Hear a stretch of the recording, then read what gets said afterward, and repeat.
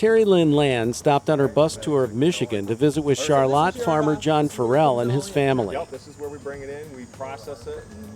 My grandfather, when he came over from the Netherlands, his family actually were farmers, and they did a little dairy, and of course we have a lot of dairy farms in Michigan too. So I have a little background in that, and I know how important it is for Michigan. It's very important for our economy, for our families, and we have a lot of families that have started with their grandfathers, their father, and now passing it down to their sons.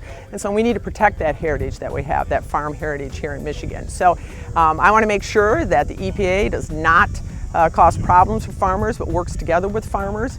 And I also want to make sure that we have lower fair taxes, eliminate the estate tax so that you can pass it down to your families and have that family farm, and make sure that we have great products that we can ship all over the world.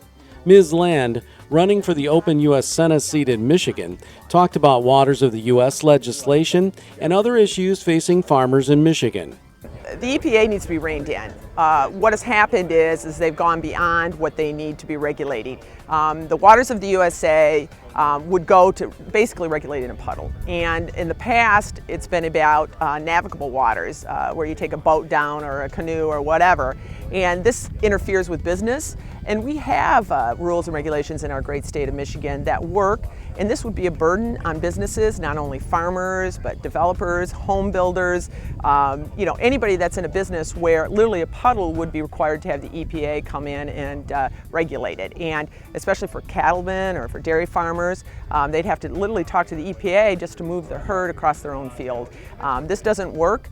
We need to work with the farmers, with businesses, to make it so that, because they're our customers, and they're the ones that need to have the ability to make those decisions locally. A couple of things, and one that's about having more workers here that can pick the crops in the field. And we need to have more guest worker passes so that folks can come here legally to be able to pick the crops.